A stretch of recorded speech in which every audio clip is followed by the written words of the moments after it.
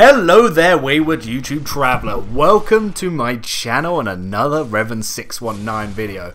Now, what I'm going to be covering today will maybe be kind of expected for someone who watches my content, but definitely expected for someone who's unfamiliar with my work, and that is because I'm often referred to as a Meta Lord, even though I've been a Pyromancer since day one and covered just about every setup and weapon in the game.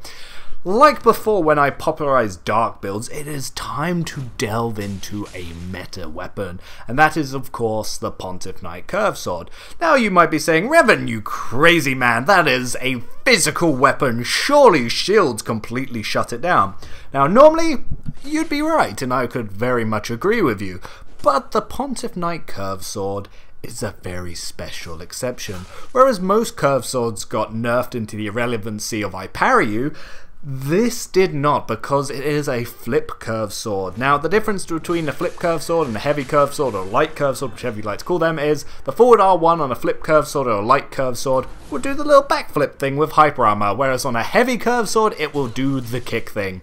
The kick ones, they are dead, Jim, and they are not coming back. However, the flip ones are very much well and alive, and they have the fastest and best two-handed moveset in the goddamn game, which means that they can punish any weapon on whiff, including straight swords and rapiers, which means shields are practically meaningless because you can't block and attack at the same time, and if you ever want to attack a curved sword, they can space you. Now, whereas when the nerf happened, all the big curved swords got nerfed out of existence, so you were probably thinking, oh, now the only infused one is the scimitar, which means that curved swords are finally balanced, because although they are fast, the reach is now mediocre.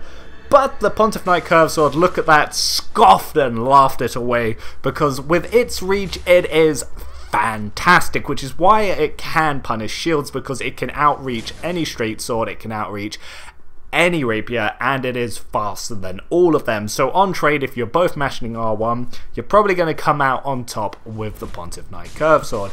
Now, the weapon has some weird soft caps. Being a legacy weapon, which means an old pre-everything's OP, its strength scaling two-handed seems to just hit a brick wall at 26, and even harder at 32. So if you're building this weapon, if you don't want to get too much damage, you can stop at 26.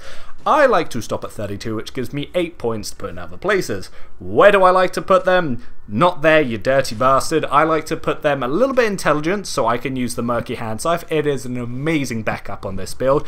And the rest in Vitality, so I can bring along a crossbow. Now, normally you wouldn't really want to use a crossbow on a weapon that isn't that good one-handed, like the Pontiff Knight Curved Sword, but it's one-handed moveset. It's still fast enough to punish people that you have caught with an exploding bolt, so that is well and good and acceptable. Not as good as a straight sword in that scenario, but that will do indeed.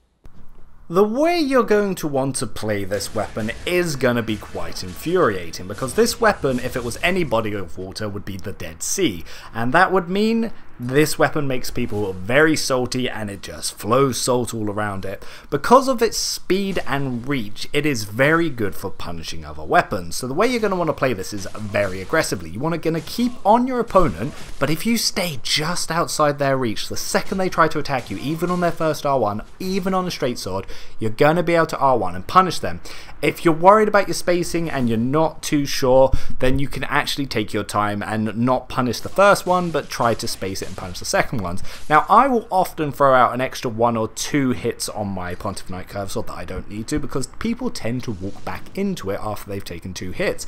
It is fast enough to R1 out of the R1, R1, R2 combo on a straight sword. So if they hit you with those 2 R1s, go for that R2, you immediately press R1 and you're going to be giving them the business, and they're going to be having a bad time. The other ways that you're going to want to be able to do this is abuse the running attack. It has a lot of reach, and if you start at the right point, a lot of forward momentum. If you start it too late, you'll do this weird run on the spot and you'll never hit anyone. But with enough distance, you will do it very well. The weapon art is unparryable, so your parried Kongs are going to be having a pretty bad time this. You land 2 R1s, and if you can predict the parry, you can go straight for the weapon art, or if you're good, you can just run and backstab them. It depends on how you like to play. Now, one of the people who popularized this weapon and kept using it when everyone thought curved swords would be dead is B-dubs. B-dubs was the man who made Caestus Perseverance a thing on console. He was also the guy who made crossbows popular, even though V2 used them in tournaments from DLC 1 or 2, I believe. I forget which, but he won a tournament against Close Tripod with it. But B-dubs, when he was like, crossbows are great, they got big. When B-dubs was like, this Perseverance buff means that I can have hyper armor like Dark Souls 1 on a curved sword, that then just became the go-to thing. It became the main strategy. So basically, you can put that on and you can have a couple of seconds of hyper armor and you can really apply pressure. And just running at your opponent will make a lot of people poop their panties and start panic rolling. And if you chase those rolls, eventually you're going to be able to R1 them and you can start chaining them. You do your staggered R1s every time they panic roll, you can keep chaining them until you get the opportunity to throw out 2 more. It means that this weapon is highly aggressive and defensive at the same time. Hell, if the Demon Scar had the exact same length of this, I would be a very happy Revan, because the reach on this weapon is the only thing that keeps it right at the top. If it had any sort of elemental infusion, it would be the undisputed king of Dark Souls 3, but because it doesn't, it means that a straight sword or a rapier can still compete with it because of a shield and a crossbow. It means they have to clutch on other setups to really push themselves. Now, yes, the Pontiff Knight Curved Sword can use them, but it can't use it as effectively as a straight sword or weapon art shield, and it can't use a crossbow as effectively as a weapon that is even better one-handed, which the tracking on the Pontiff Knight Curved Sword isn't the best one-handed. It is the two-handed, which is the game about this, but like I said, you can apply other options. I like to carry a murky hand scythe on me because you can, and you can use a quality or a dex sharp version, which you can then buff with the Pyromancer resin, and you can also use a quality Caestus, or you can use a blessed one for regen along with crossbows. So you do have those options. They aren't as effective, but they're still bloody effective, my good sir. And with all these combinations, this is what you can really push with the meta, because even against shields you can throw on the Night Slayer ring, which in most cases isn't the best, but with the amount of pressure and that you can apply with a curved sword, and the fact that you can punish their R1s, people are going to have to run away from you, they're going to have to roll, which means their stamina management is going to need to be perfect, and that little bit extra that you can get from the Night Slayer's ring will probably be enough to shield break them. Hell, there's a clip floating around of Closed Tripod panic rolling several times against B-dubs, who then just keeps roll catching him, then he breaks his shield and riposts him and makes him look like a day one chump. That's how good a curved sword can really be in this game. There are very few weapons that can do it. You have to actually outplay the opponent. To beat someone using a curved sword, you need to be better at spacing, you need to be better at timing, you need to have better mind games. On an even playing field, the curved sword's always going to come out on top. You really have to trick and outplay them. This could mean using a gimmick like a charged R2 that you can turn away to try and avoid them. It could be using spells with some sort of weird setup they're not expecting. Basically, in a straight up duel, in a standing fight, think of it as two boxers. Two boxers going head to head, the Pontiff Knight Curved Sword is always going to win. But if the other guy happens to know Brazilian Jiu-Jitsu and didn't mention that that's what they were going to do, so he catches him off guard and takes him to the ground, well, that's essentially how you need to beat the Pontiff Knight Curved Sword. You have to play unconventionally. You can't play the spacing game bit. It's going to be faster than you. It's going to be longer than you. It's going to be able to catch you better. It's going to be able to punish you better. So you have to trick the player. Now, one of the things I like to do is, if people like to go for running attacks a lot, is space it slightly so I can trade it in with a Chaos Bed Vestiges, which will then allow me to true combo into an R1 Black Flame, which means their running attack takes 1200 damage, which is nothing to scoff at when the most health that you can normally have is around 1800.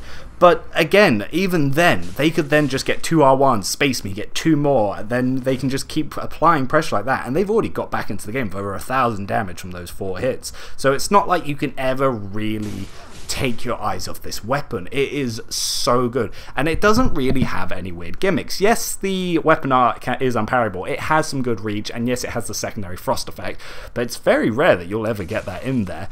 But it's because this weapon is so good at spacing that the basics of this is the way to go. Hell, if you're new to the meta, I would highly recommend using this weapon just to learn the basics, and then once you've got that, you can go off and be a Metal Lord and use something gimmicky like an Ultra Great Sword or a Great Sword, or maybe you want to use the Rose Whip of Arianda, whatever you want to do. But you get the basics first with a weapon like the Pontiff Knight Curved Sword, you're going to be able to compete with some of the best players out there with very minimum effort, and it's because of the why that this weapon is so good. that people get so salty about it. Hell, I did a couple of clips the other day, and I was just catching some footage for this video, and I was just using Pontiff Knight Curve Sword, and I had people reeing out in the comments at me because I was using a metal weapon. Blah, blah, blah, blah, blah, blah, blah. The mating call of every casual is, Dark Souls isn't competitive, why are you being so tryhard? Now, as with all things when there's PvP, there are certain things that are going to be having the edge. Now, in certain fighting games, that means certain characters will be of a higher tier. In other games, certain moves, or it could be certain setups, certain vehicles, certain tunings. Always there's gonna be a better weapon and a best way to play it, depending on the game. No matter what, the moment you have two people going head-to-head competing, you are now in a competitive scenario. And in a competitive scenario, the two kings of this game are the dark builds, which are normally shield and shield and straight sword dark infused, maybe of a crossbow backup, and the Pontiff Knight Curve Sword, because the only infusible curve sword is really the scimitar that you're going to be using. And the reach on that makes it absolutely inferior to Pontiff Knight Curve Sword. When I've played B-dubs using the scimitar, it has been a very easy win. Whereas when he uses the Pontiff Knight Curve Sword, it is so sweaty to try to even keep up with him because of that reach and how safe he is. Because of that reach and that speed. Yes, the scimitar has the same speed, but because it doesn't have the reach, it means it's harder to punish. It's easier for them to punish you. And because of that, this weapon is just one of those beautiful weapons. Like I said, I'm sort of going in circles here, repeating myself. If you want to start learning the basics of the game, pick up the Pontiff Knight Curve Sword, go out and start spacing, and once you have that, you've got the fundamentals of the game and you can start switching to anything. Hell, like I've said before, if people want to use the Demon Scar, because I prefer it to having the reach for the utility, because I like the Fire Surge, I like being able to punish certain things with Careful Sped Vestiges that you can't do with the Pontiff Knight Curve Sword, and of course the burst damage of the Black Flame. Best way to train up is pick the Pontiff Knight Curve Sword first, learn the spacing, learn the basics, learn the punishing, learn the roll catches, then you move on to the shorter version, which is the Scimitar, which is the exact same length as the Demon Scar, and once you're just as good with, say, the Scimitar as you are with the Pontiff Knight Curve Sword, then you'll be ready to go on to a big boy build like the Demon Scar build, which you'll find is way more fun with all those little extra options once you've learned how to play it. Now, what can compete with the Pontiff Knight Curve Sword?